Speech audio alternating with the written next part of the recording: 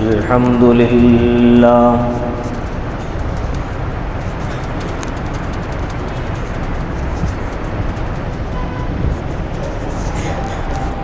الحمد لله وحده والصلاة والسلام على من لا نبي بعده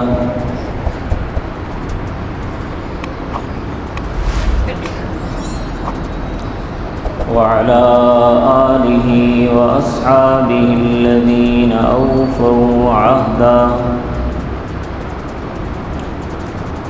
ونشهد أن لا إله إلا الله وحده لا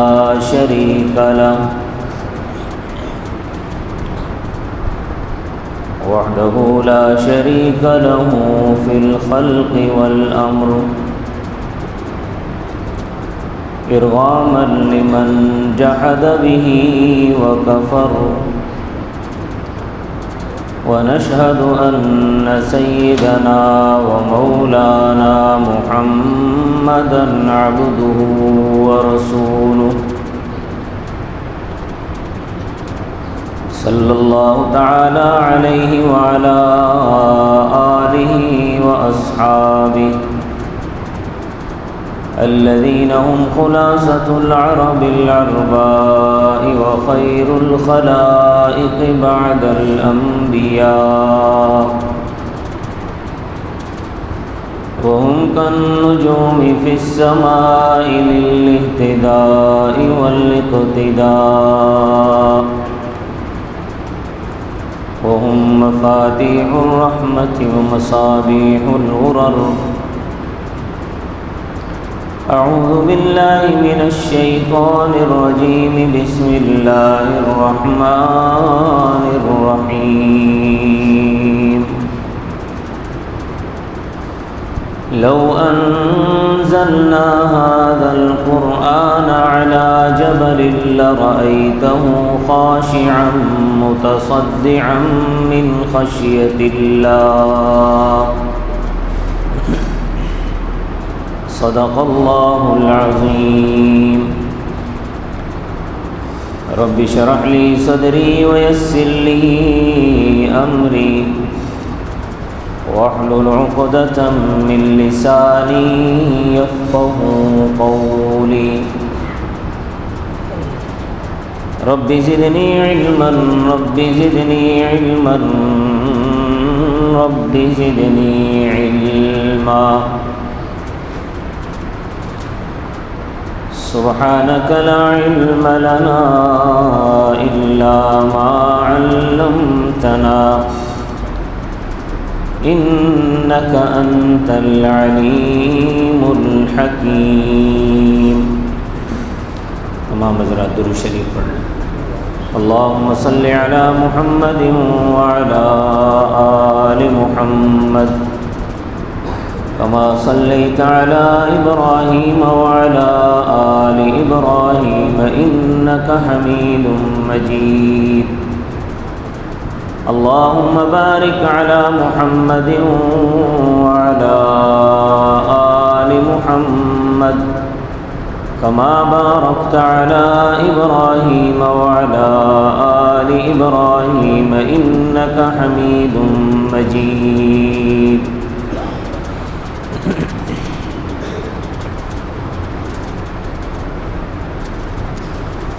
معزز سامعین گرامی قدر،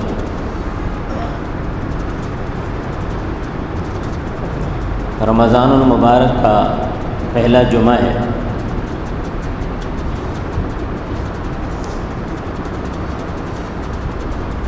رمضان المبارک کی جو فضیلت اللہ تبارک و تعالی نے بیان فرمائی ہے،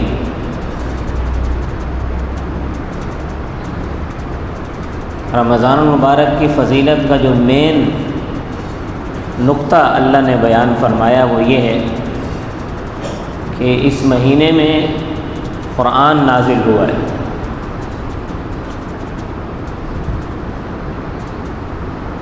اس سے پتہ چلا کہ رمضان کا اور قرآن کا بڑا گہرا تعلق ہے.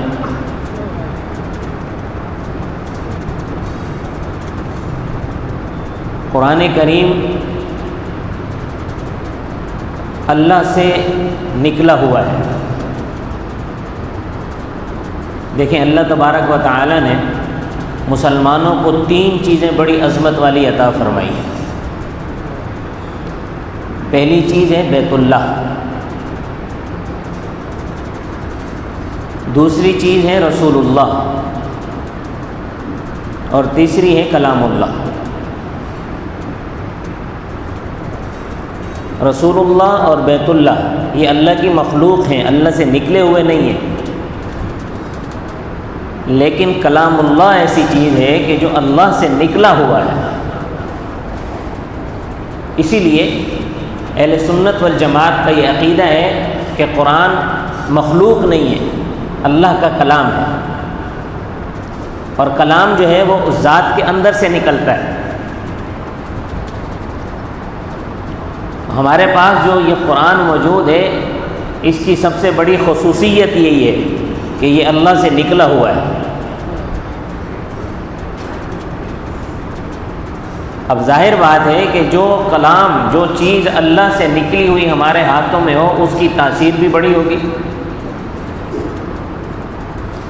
اس کا اثر بھی بہت ہوگا۔ قرآن کریم کی تاثیر کے جا بجا واقعات بکھرے پڑے، اور قرآن کی وہ تاثیر آج بھی قرآن کریم کے اندر موجود ہے۔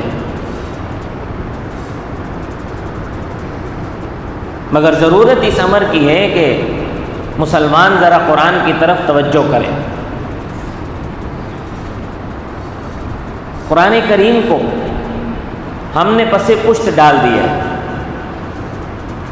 گزشتہ رمضان جو گزرے ہیں ان کے مقابلے میں اس رمضان میں میں نے اس بات کو نوٹ کیا ہے کہ قرآن پڑھنے والوں کی تعداد بہت کم ہو گئی ہے۔ زیادہ دور نہیں، پچھلا رمضان ہی دیکھ لیں، پچھلے رمضان کو ہی نماز فجر کے بعد میں یہاں دیکھتا تھا کہ یہاں ایک مجمع ہوتا تھا، اس طرف بھی اور اس طرف بھی سارے زور زور سے قرآن پڑھ رہے ہوتے تھے، اور مسجد میں قرآن کی صدائیں گونج رہی ہوتی تھیں۔ اور اس رمضان میں میں نے دیکھا ہے کہ سوائے 2 یا 3 افراد کے اور کوئی قرآن کی تلاوت نہیں کر رہا۔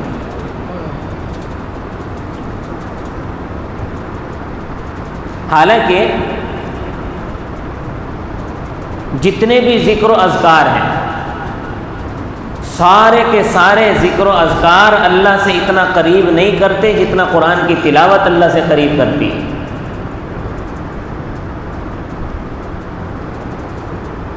اگر اللہ کا سب سے زیادہ قرب حاصل کرنا ہے تو اللہ کی باتیں پڑھو۔ یہ قرآن اللہ کی باتیں ہیں، اللہ سے بات کرنے کا دل چاہ رہا ہے قرآن پڑھو، اللہ کا قرب حاصل کرنے کا دل چاہ رہا ہے قرآن پڑھو۔ قرآن کریم کے اندر آج بھی وہی اثر موجود ہے جو 1450 سال پہلے تھا۔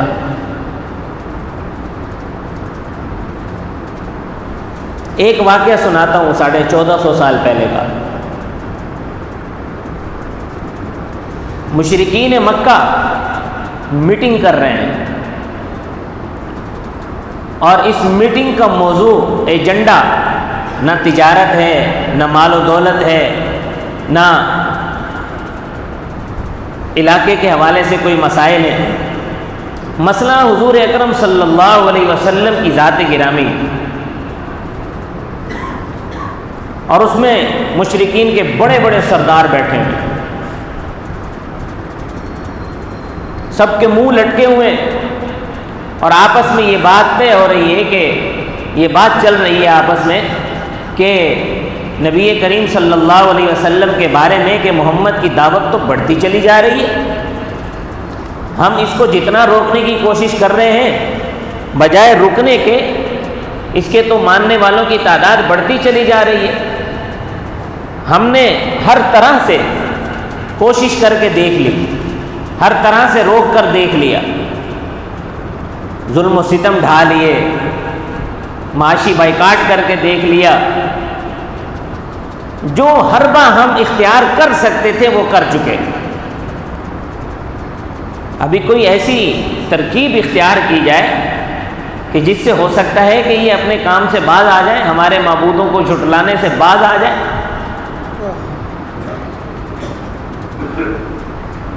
تو کسی نے کہا کہ جی لالچ دے کر دیکھ لیں۔ وہ لالچ ایسی چیز ہے، بڑوں بڑوں کے پیر پھسل جاتے ہیں۔ مال کا لالچ ہو، عہدے کا لالچ ہو، کرسی کا لالچ ہو، کسی خاتون کا لالچ ہو، تو بڑے بڑے پھسل جاتے ہیں۔ لوگ عورتوں کے پیچھے ایمان سے ہاتھ دھو بیٹھتے ہیں، مال و دولت کے پیچھے ایمان سے ہاتھ دھو بیٹھتے ہیں۔ تو کسی نے کہا کہ لالچ دے کر دیکھ لیں۔ عتبہ نے کہا میں جاتا ہوں، میں جا کے بات کرتا ہوں۔ جتنے وہاں موجود تھے سب کے چہرے خوشی سے کھل اٹھے، کیونکہ عتبہ فصیح اللسان تھا، عتبہ چرب زبان تھا۔ لوگوں کا خیال یہ تھا کہ عتبہ محمد کو فتح کر کے آئے گا، کچھ نہ کچھ منوا کر ہی آئے گا۔ عتبہ بڑی امید کے ساتھ، بڑے ارمان لیے، بڑے جذبات کے ساتھ رسول اللہ صلی اللہ علیہ وسلم کی خدمت میں پہنچا، اور آ کر بیٹھ کر رسول اللہ کے سامنے بیٹھ کر کہنے لگا، اے محمد، ہمیں تم سے بڑی ہمدردی ہے، کیا آپ کو کیا چاہیے، آپ بتاؤ ہمیں۔ آپ کو مال چاہیے؟ خود ہی پوچھنے لگا، آپ صلی اللہ علیہ وسلم خاموش رہے، خود ہی پوچھنے لگا آپ کو مال چاہیے؟ آپ صلی اللہ علیہ وسلم نے فرمایا کہ نہیں۔ پھر اس نے کہا اچھا آپ کو سرداری چاہیے، آپ کو مکہ کی سرداری دے دیتے۔ آپ صلی اللہ علیہ وسلم نے فرمایا نہیں۔ اس نے کہا اچھا آپ کو عرب کی خوبصورت لڑکی چاہیے، آپ کی شادی کرا دیتے ہیں، آپ جس لڑکی پہ ہاتھ رکھو گے شادی کرا دیں گے۔ آپ صلی اللہ علیہ وسلم نے فرمایا نہیں۔ تو عتبہ کہنے لگا اگر یہ سب چیزیں آپ کو نہیں چاہیے تو پھر یقین کرو آپ پر کسی نے جادو کر دیا ہے، آپ جادو کے زیر اثر ہو، ہم آپ کا علاج کروائیں گے مفت میں، کوئی پائی پیسہ آپ کا نہیں لگے گا۔ حضور صلی اللہ علیہ وسلم نے فرمایا عتبہ تو نے اپنی بات کر لی؟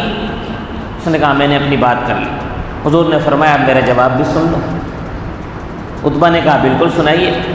تو آپ صلی اللہ علیہ وسلم نے سورہ حامیم کی تلاوت شروع فرمائی۔ فرمایا حامیم تنزیل من الرحمن الرحیم کتاب فصلت آیاتہ قرآنا عربیا لقوم یعلمون بشیرا ونذیرا فأعرض أكثرهم فهم لا يسمعون۔ سورہ حامیم سجدہ کی آپ صلی اللہ علیہ وسلم نے تلاوت شروع فرما دی۔ تلاوت کرتے کرتے سجدے کی آیت آئی۔ عتبہ مبہوت ہو کر، قرآن اللہ کا کلام اور رسول اللہ کی زبانی، کیا سما بن گیا ہوگا۔ آج میں اور آپ تلاوت کرتے ہیں، قرآن کے اثر سے قرآن کے سحر میں ہم مسحور ہو جاتے ہیں، اور رسول اللہ کی زبان سے قرآن کی تلاوت ہو۔ عتبہ ہاتھ یوں زمین پہ ٹکائے، غور سے رسول اللہ کو دیکھ رہا ہے اور قرآن سن رہا ہے۔ سجدے کی آیت آئی، آپ صلی اللہ علیہ وسلم نے سجدہ کیا، سجدے سے اٹھ کر بیٹھ گئے۔ پھر فرمایا کہ عتبہ یہی میرا جواب ہے۔ عتبہ وہاں سے اٹھ کر کوئی بات نہیں کی، اس نے خاموشی سے اٹھا، خاموشی سے اٹھ کر واپس مکہ والوں کے پاس آیا۔ مکہ والوں نے دیکھا عتبہ کو دور سے آتا ہوا، آپس میں مشورے کرنے لگے کہ عتبہ جو چہرہ لے کر گیا تھا اسی چہرے کے ساتھ واپس تو نہیں آ رہی ہے۔ جب یہ گیا تھا تو یہ ایک عزم کے ساتھ گیا تھا، جب یہ گیا تھا ایک امید کے ساتھ گیا تھا، لیکن اب جب واپس آ رہا ہے تو اس کا تو چہرہ لٹکا ہوا ہے، اس کے چہرے پہ کوئی امید کی کرن نظر نہیں آ رہی، کوئی فاتحانہ مسکراہٹ نظر نہیں آ رہی۔ جب عتبہ ان کے قریب پہنچا، عتبہ نے کہا کہ دیکھو، میں ایسا کلام سن کر آ رہا ہوں جو شعر نہیں ہے، جو جادو نہیں ہے، جو کہانت نہیں ہے، اور کسی انسان کا کلام بھی نہیں ہے، مجھے تو لگتا ہے کہ وہ اللہ کا کلام ہے۔ میں ایسا کلام سن کر آیا ہوں، دیکھو یہ کلام سن کر مجھے یقین ہو گیا ہے کہ محمد کا دین ضرور غالب آ کر رہے گا، لہذا میرا مشورہ یہ ہے کہ تم ان کی مخالفت نہ کرو، تم ان کے راستے میں روڑے نہ اٹکاؤ۔ اگر عرب کو محمد نے فتح کر لیا، محمد کا دین غالب آ گیا، تو محمد کی عزت تمہاری عزت ہے، اور اگر محمد کا دین غالب نہ آ سکا تو دوسرے لوگ محمد کو ختم کر دیں گے، اس کے ماننے والوں کو ختم کر دیں گے، تم بچ جاؤ گے، تمہارے ہاتھ اس میں ملوث نہیں ہوں گے، لہذا تم محمد کو ان کے حال پر چھوڑ دو۔ آخر کیا وجہ تھی کہ عتبہ جو بڑی امید کے ساتھ گیا تھا، اس کا ارادہ یہ تھا کہ محمد کو فتح کر کے آؤں گا، لیکن محمد کو کیا فتح کرتا، خود فتح ہو کر آیا۔ کیوں؟ کہ قرآن نے اپنی انقلابی تاثیر نے اس کو اپنے اندر جکڑ لیا۔ قرآن ایسا کلام ہے، اس کے اندر وہ مقناطیسیت ہے جو دلوں کو کھینچ لیتی ہے، اس کے اندر وہ سحر ہے جو دلوں کو مسحور کر دیتا ہے، اس کے اندر وہ چاشنی ہے جو دلوں میں مٹھاس بھر دیتی ہے، کیونکہ یہ کسی عام انسان کا کلام نہیں ہے، یہ شاہوں کے شہنشاہ کا کلام ہے۔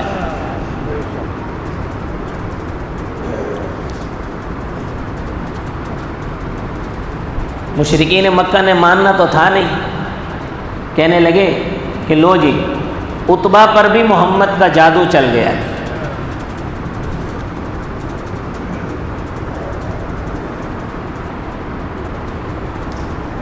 قرآن کریم کی تاثیر کا دوسرا واقعہ،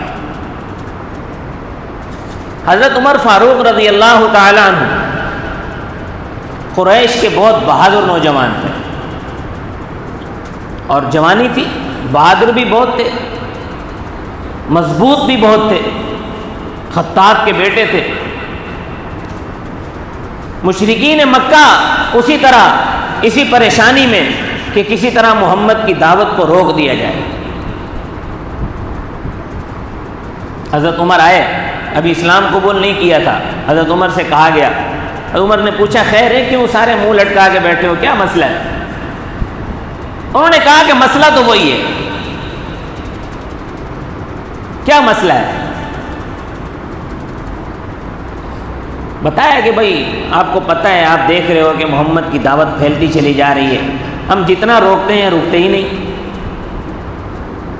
تو حضرت عمر نے کہا کہ چلو میں آج محمد کا کام ہی معاذ اللہ تمام کر دیتا ہوں تاکہ قصہ ہی ختم ہو جائے۔ تو حضرت عمر تلوار لے کر نکلے،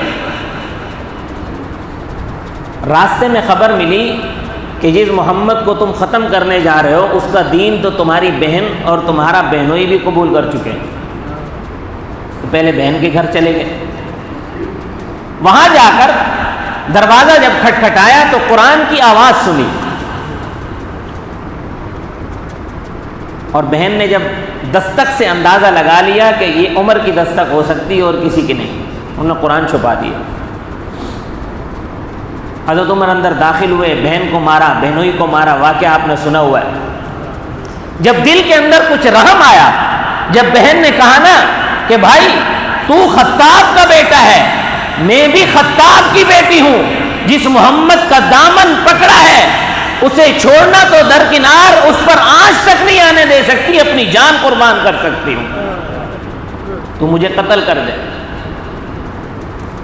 اب جب حضرت عمر نے دیکھا کہ اتنی پختگی، اتنی مضبوطی کہ جان کی پرواہ بھی نہیں ہے.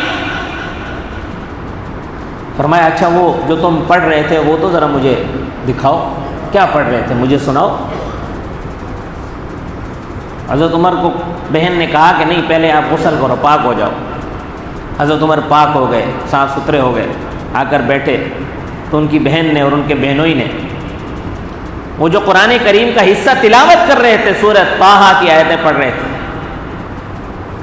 وہ حضرت عمر کے سامنے کھولا اور پڑھنا شروع کیا. فرمایا طٰہٰ ما انزلنا علیک القرآن لتشقى الا تذکرة لمن یخشى تنزیلا ممن خلق الارض والسماوات العلی الرحمن علی العرش استوى له ما في السماوات وما في الارض وما بينهما وما تحت الثرى وَإِن تَجْهَرْ بِالْقَوْلِ فَإِنَّهُ يَعْلَمُ السِّرَّ وَأَخْفَى اللَّهُ لَا إِلَٰهَ إِلَّا هُوَ لَهُ الْأَسْمَاءُ الْحُسْنَى.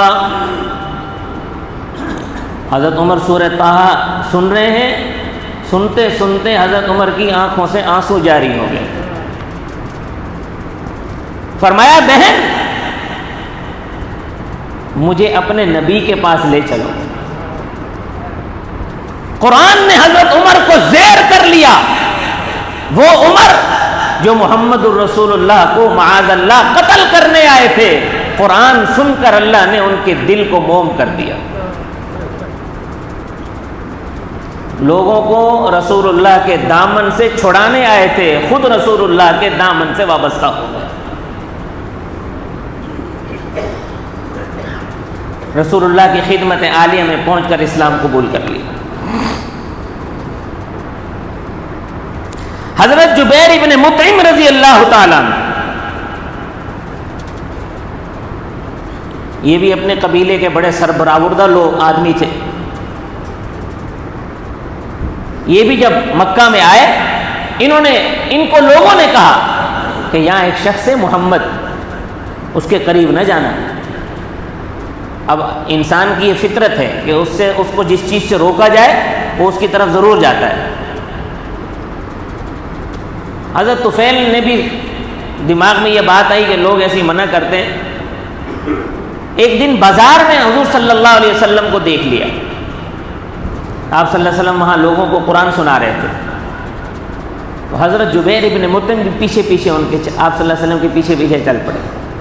آپ صلی اللہ علیہ وسلم وہاں سے بیت اللہ میں تشریف لائے. وہاں آ کر آپ نے 2 رکعت نفل نماز کی نیت باندھی اور سورۃ الطور کی تلاوت شروع کی. حضرت جبیر ابن مطعم وہاں کھڑے ہو گئے پیچھے اور تلاوت سن رہے ہیں. فرمایا وَالطُّورِ وَكِتَابٍ مَّسْطُورٍ فِي رَقٍّ مَّنشُورٍ وَالْبَيْتِ الْمَعْمُورِ وَالسَّقْفِ الْمَرْفُوعِ وَالْبَحْرِ الْمَسْجُورِ ان عذاب ربک لواقع ما له من دافع.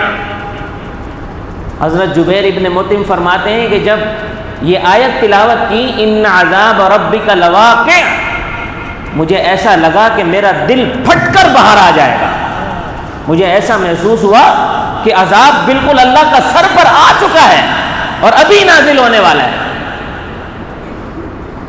آپ صلی اللہ علیہ وسلم نماز سے فارغ ہوئے, حضرت جبیر ابن مطعم نے اسلام قبول کر لیا. تو یہ چیدہ واقعات تو 1400 سال پہلے کے ہیں. قرآن کی یہی انقلابی تاثیر آج بھی موجود ہے. لیکن شرط یہ ہے کہ ہم ذرا قرآن کریم میں توجہ کریں.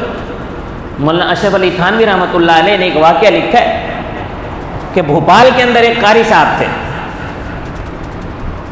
ان کے دل میں شوق پیدا ہوا کہ حج کرنا ہے. حج کرنے کا شوق پیدا ہو گیا اور جیب میں صرف 1 روپیہ تھا, یعنی 4 پیسے. 1 روپیہ جیب میں اور حج کرنے کا ارادہ بن گیا. اور اتنا بے چین ہوئے کہ کہ 12 آنے کا کچھ سامان خریدا، تھیلا وغیرہ بنایا، کچھ 1-2 جوڑے کپڑوں کے بنائے، اور 1 آنے کا وہ چنے وغیرہ خرید لیے اور تھیلے میں ڈال لیے، اور بھوپال سے بمبئی آ گئے۔ حج کے لیے جہاز تیار تھا، کپتان کے پاس گئے، کپتان کو جا کے کہا، جہاز کا جو کپتان تھا اس سے کہا، وہ انگریز تھا کوئی، اس سے جا کے کہا کہ میں نے حج پہ جانا ہے، پیسے میرے پاس کوئی نہیں ہے، مجھے کوئی نوکری دے دو جہاز میں نوکری کرتا رہوں گا، تم میری جو تنخواہ ہوگی وہ اس کو کرائے کی مد میں کاٹتے رہنا۔ تو وہ تھے بالکل پتلے دبلے سے۔ انگریز کپتان نے کہا کہ مولوی جی آپ نوکری کرو گے، آپ اتنے کمزور سے آدمی ہو؟ انہوں نے بولا نہیں، میں ہر نوکری کر لوں گا، میں ہوں کمزور بظاہر لیکن طاقتور بڑا ہوں۔ تو کپتان نے کہا اچھا یہ سامنے جو بوری پڑی اس کو ذرا اٹھاؤ، اگر اس کو تم نے اٹھا لیا تو تمہیں نوکری دے دوں گا۔ تو قاری صاحب نے جو ہے بوری اٹھانے سے پہلے اللہ سے دعا کی کہ یا اللہ میں یہاں تک کر سکتا تھا، یہاں تک میں آ گیا ہوں، تیرے گھر پہ آنا ہے، آگے تو میری مدد فرما، میرے بس میں تھا یہاں تک کرنا، میں کر چکا ہوں، آگے تیری مدد کی ضرورت ہے۔ اور بسم اللہ پڑھ کے بوری جو اٹھائی تو سر سے اوپر لے گئے، واپس رکھی۔ کپتان نے کہا ٹھیک ہے آپ کو نوکری دیتے ہیں۔ نوکری کیا ہے کہ سمندر کے پانی کو نل سے باہر نکال کے پاخانوں میں بہانا ہے، جو واش روم اس وقت ہوتے تھے اس میں پانی بہانا ہے، اور عرصے پر بھی پانی بہانا ہے۔ انہوں نے کہا ٹھیک ہے یہ کام میں کر لوں گا۔ اب وہ صبح صبح یہ کام کرتے تھے اور سارا دن جہاز کا کام کرتے تھے، رات کو صاف ستھرے ہو کر، نہا دھو کر، صاف ستھرے کپڑے پہن کر نماز کی نیت باندھ لیتے تھے اور قرآن کی تلاوت شروع کر دیتے تھے۔ ایک مرتبہ جہاز کا کپتان جہاز میں سے چکر لگاتا ہوا ان کے کمرے تک پہنچا تو آپ بلند آواز سے قاری صاحب تلاوت کر رہے تھے، آواز بھی ان کی بڑی خوبصورت تھی۔ تو وہ جہاز کا جو کپتان تھا وہ رک گیا، وہ قرآن کی تلاوت سننے کے لیے کھڑا ہو گیا۔ اس کے کان میں جیسی قرآن کی آواز پڑی اس کو بڑا سرور آیا، قرآن کی تاثیر تھی، قرآن کی جو کشش تھی، اس نے اس کو کھینچ لیا اپنی طرف۔ وہ وہاں کھڑا ہو گیا، قرآن سنتا رہا، ساری رات گزر گئی وہ قرآن سنتا رہا۔ جب قاری صاحب نے سلام پھیرا تو کپتان نے کہا کہ آپ کیا پڑھ رہے تھے؟ انہوں نے کہا کہ میں قرآن پڑھ رہا تھا، یہ ہماری کتاب ہے جو اللہ نے محمد رسول اللہ پر نازل فرمائی ہے۔ تو انگریز کپتان نے کہا مجھے بھی پڑھاؤ۔ فرمایا نہیں، اس کے لیے آپ غسل کر کے آؤ، صاف ستھرے کپڑے پہن کر آؤ، آپ کو پڑھا دیتے ہیں۔ تو وہ صاف ستھرے کپڑے پہن کر آیا، نہا کر آیا۔ قاری صاحب نے اس کو سب سے پہلے کلمہ پڑھایا، لا الہ الا اللہ محمد الرسول اللہ، پھر اس کے بعد سورۃ الاخلاص، قل هو اللہ احد اللہ الصمد لم یلد ولم یولد ولم یکن له کفوا احد، اس کو یاد کروا دی کپتان کو یہ سورت یاد ہو گئی۔ اب وہ جہاں بھی گھومتا کہتا قل هو اللہ احد، قل هو اللہ احد، قل هو اللہ احد۔ تو اس کے جو دوسرے انگریز دوست تھے انہوں نے اس سے کہا کہ تو مسلمان ہو گیا ہے؟ تو اس نے کہا نہیں۔ وہ قاری صاحب کے پاس آئے، کہنے لگا قاری صاحب میں مسلمان ہو گیا ہوں۔ تو قاری صاحب نے بولا آپ تو کئی دنوں سے مسلمان ہو گئے ہیں۔ کہنے لگا اچھا، پہلے تو وہ چوکا، پھر کہنے لگا اچھا چلو ہم مسلمان ہی صحیح، مسلمان ہو گئے۔ پھر اس نے اپنی بیوی سے کہا کہ میں مسلمان ہو گیا ہوں، میرے ساتھ رہنا ہے تو مسلمان ہو جاؤ، مسلمان نہیں ہوتی تو میں تمہیں الگ کر دوں گا۔ اس نے کہا ٹھیک ہے الگ کر دوں، میں مسلمان نہیں ہوتی۔ بالآخر جہاز جب جدہ پر رکا تو اس کپتان نے اپنا استعفیٰ اپنے نائب کو دیا، بولا کمپنی کو پہنچا دینا، میں قاری صاحب کے ساتھ حج کرنے جا رہا ہوں۔ وہ گیا قاری صاحب کے ساتھ، اس نے حج کیا، حج بھی کیا، مدینہ منورہ گیا، رسول اللہ صلی اللہ علیہ وسلم کے روزے کی زیارت بھی کی۔ تو یہ تاثیر قرآن میں آج بھی موجود ہے، لیکن شرط یہ ہے کہ ہم ذرا قرآن میں غور کریں۔ تو میرے دوستو، رمضان المبارک کا مہینہ چل رہا ہے، رمضان کا اور قرآن کا بڑا گہرا تعلق ہے، اور اللہ تبارک و تعالیٰ سے بھی اگر اپنا تعلق جلدی سے بنانا ہے، ایک تو ہوتا ہے نا تعلق دیر سے بنے، اگر اللہ سے اپنا تعلق جلدی جلدی بنانا ہے تو قرآن کی سب سے زیادہ تلاوت کریں، کیونکہ میں نے عرض کیا کہ قرآن اللہ سے نکلا ہوا ہے۔ آپ جتنا زیادہ قرآن کریم کی تلاوت کریں گے تو اللہ سے تعلق اتنا جلدی مضبوط ہوگا۔ اللہ تبارک و تعالیٰ مجھے اور آپ عمل کی